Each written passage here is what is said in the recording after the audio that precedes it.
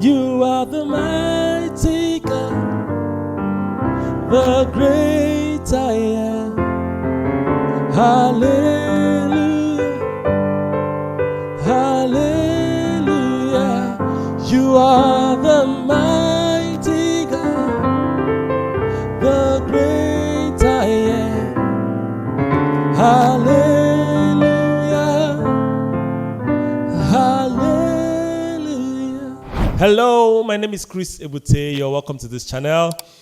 And in this channel, I teach you how to play your gospel piano, your passing chords, your licks, runs, lines, arpeggio, and stuffs like that. All right? So in today's video, I'm going to teach you how to be creative in your playing, what to do, in your playing, the concepts you need to use that will assist your creativity while playing songs. All right? So I'm going to do this in the key of C. So, for instance, if you are a beginner and maybe you have been playing chords, you've been playing chords, blocks chords, and now you're looking for how to play and let it sound better, and for it to sound better than just block chords, all right? So I'm going to show you some of those tips. All right. So the first thing you can do is to add arpeggio to your playing, really. For instance, okay, let's say you are playing a simple song, and this is how you play it. You are the mighty God, the great I am. Hallelujah, hallelujah. Now this is how you play your chord. You can see it's just blocked chords. Now to make it more interesting, to make it sound better, you can start arpeggiating the chords. So it can sound like this. You are the mighty God, the great I am. Hallelujah, hallelujah. You are the mighty God, the great I am.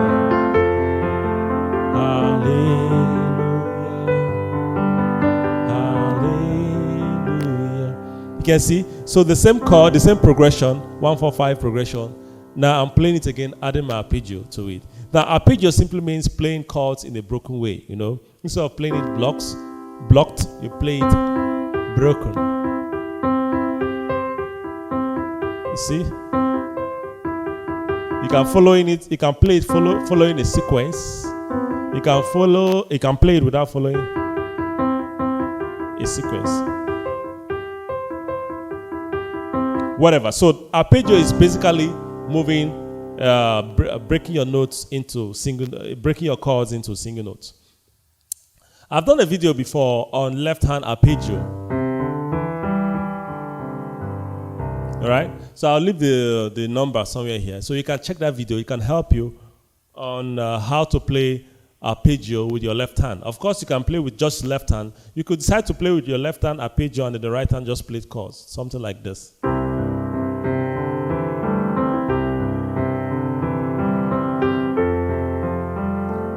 Or you can play the two hands arpeggio.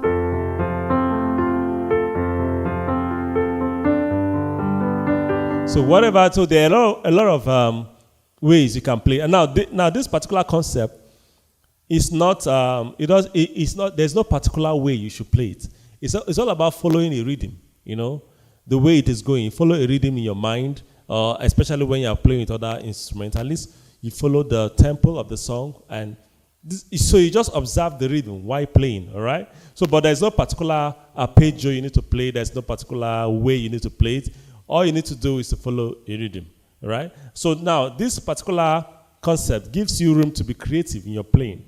And then the best way to become good at it is actually to be practicing. Actually, you have to sit on the piano and then experiment. So you have to sit and experiment, try simple songs, do it again and again and again and again with different songs, arpeggio, and all that. So as you do that, your creativity begins to increase. All right? So arpeggio is one of the ways you can make your playing sound more interesting.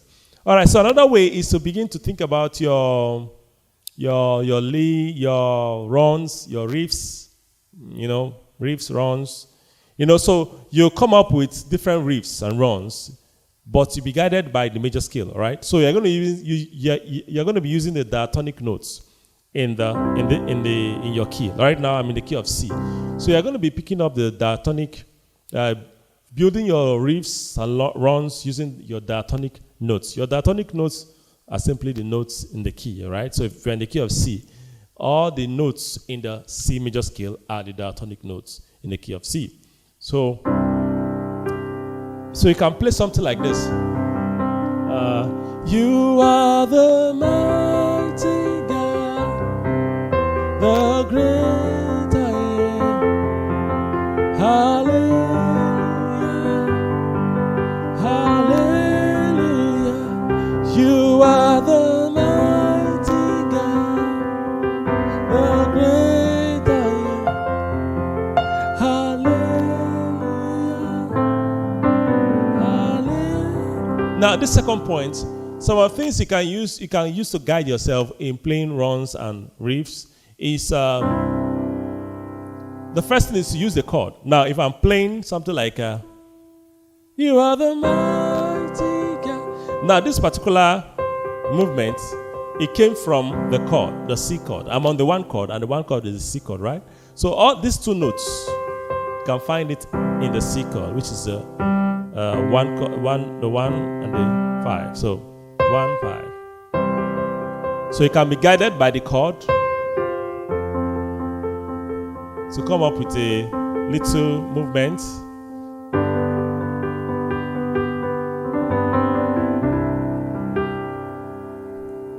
Number 1. Number 2, you can also use neighboring notes. Neighboring note, like I'm going to the from the 5, I'm going to the 1 I did. So you can see the C is like a neighboring note to the 5 chord, right? So this is like a lick, then 1 chord. So you can use that. The mighty God, great. See, I'm going to the 4 chord, so I use a kind of G and the E. They are neighboring to that F notes. Going to that 4 chord.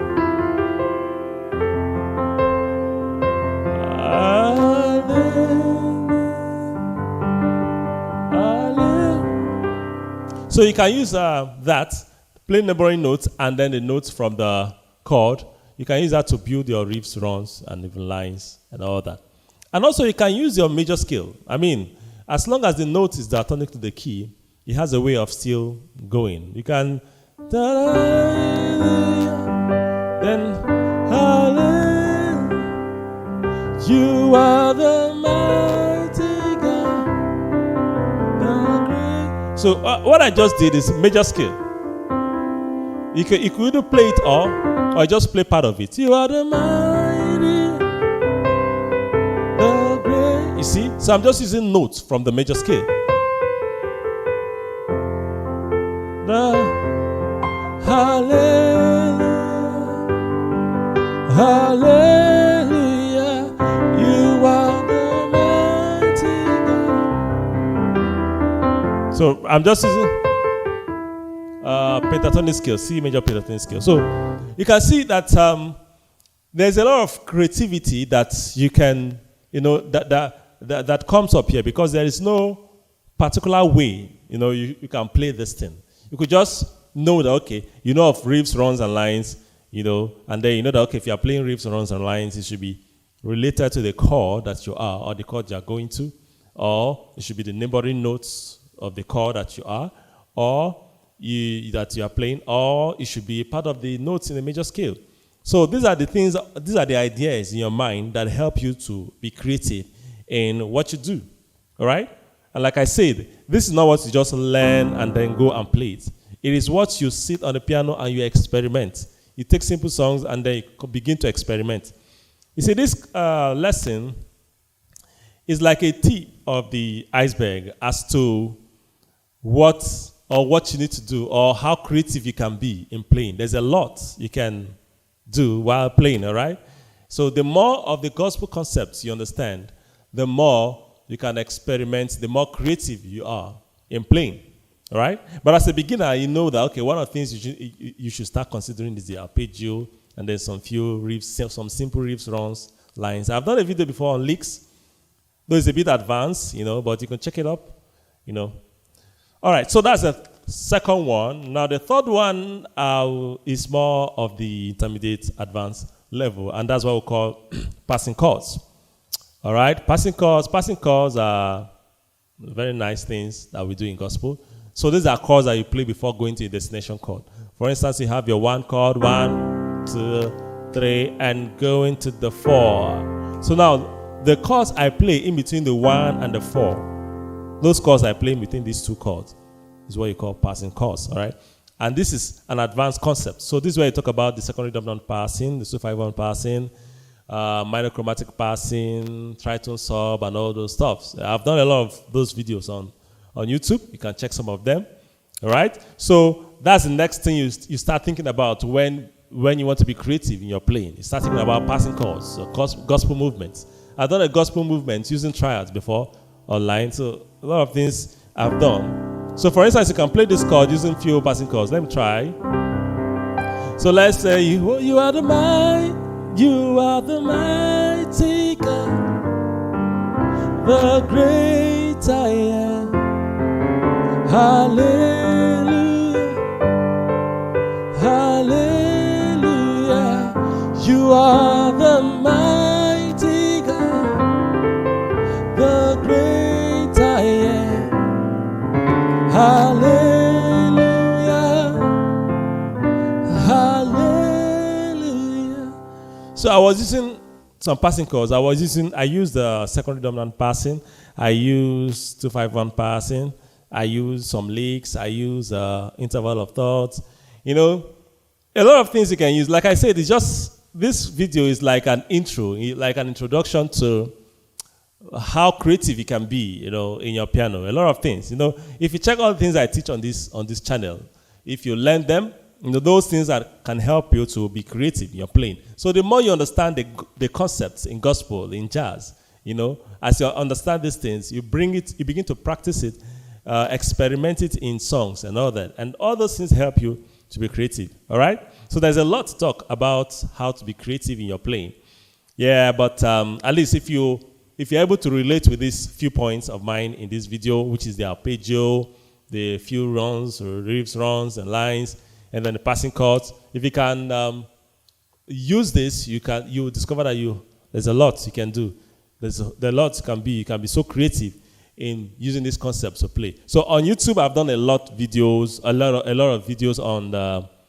on licks. I've done videos on passing chords. So if you are a beginner, consider arpeggio first. And if you are intermediate advanced, then you start talking about your licks, runs, lines, passing chords, A lot to talk about, I tell you, concerning this topic.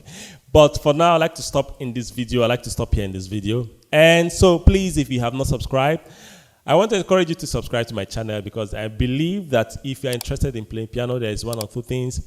There are one of the things you can get from this channel that can make your playing sound better. All right? So please give me a thumbs up and subscribe. And if you have any suggestion or anything to say concerning this video, whatever is on your mind, you can leave your comment at the comment section, and I'll be glad to attend to you. Thank you so much. Hope to meet you in the next video. Bye-bye.